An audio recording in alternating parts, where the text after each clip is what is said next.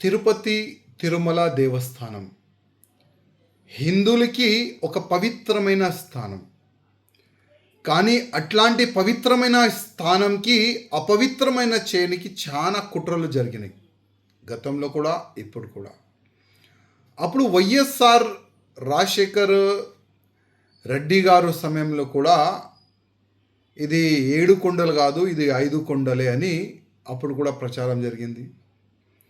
దాని తర్వాత జగన్మోహన్ రెడ్డి ముఖ్యమంత్రి అయిన తర్వాత ఒక పెద్ద అపచారం జరిగింది. లడ్డుల్లో వేరే వేరే జంతువులు మాంసంతో తయారు చేసిన ఆయిల్ కలిపినారని అంత పెద్ద అపచారం కూడా జరిగింది.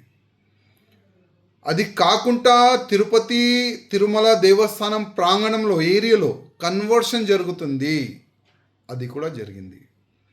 అది కాకుండా వేరే మతమోలు గుడి ప్రాంగణంలో పనిచేస్తున్నారు, జాబ్లు తీసుకుంటున్నారు, అట్లాంటి కూడా కొన్ని ఇష్యూస్ జరిగినాయి.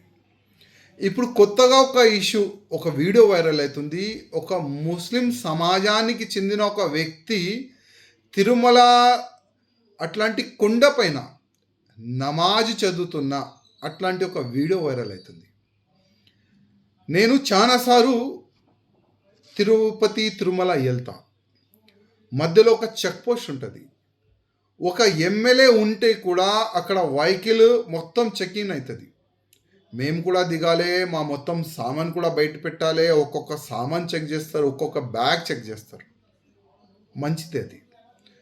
కానీ ఇప్పుడు మా ముఖ్యమంత్రి గారు చంద్రబాబు నాయుడు గారికి, అదేవిధంగా టీటీడీ చైర్మన్ గారికి ఒక రిక్వెస్ట్ చేయాలనుకుంటున్నా.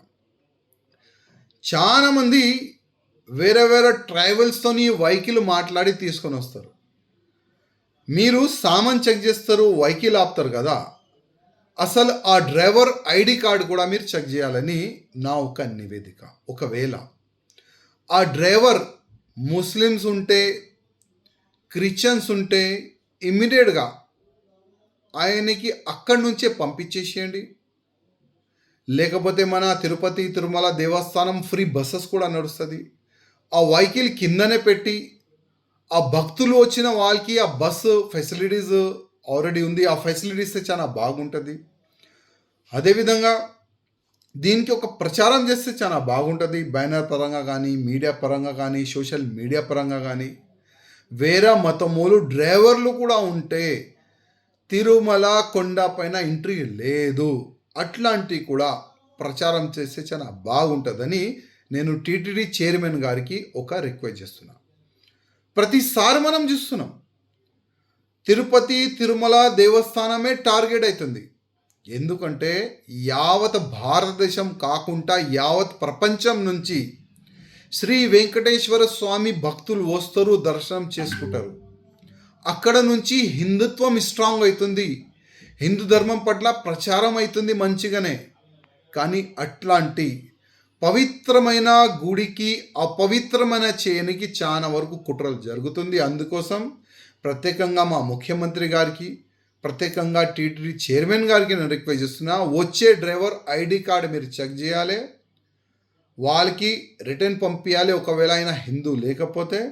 అదేవిధంగా ఈ వీడియో వైరల్ అవుతున్న ఆ వ్యక్తిని దూడాలండి, చూడండి ఏ వెహికల్లో వచ్చిండు, ఎవరు ఏం సంగతి, ఆయనకి అరెస్ట్ చేసి జైలుకి పంపిస్తే మళ్ళొక్క వ్యక్తి ఇట్లాంటి పని చేయరు. నేను ఆ విధంగానే అనుకుంటున్నా. ఇమ్మీడియట్గా ఆ వ్యక్తిని అరెస్ట్ చేయాలని నేను మా ముఖ్యమంత్రి గారికి రిక్వెస్ట్ చేస్తున్నా.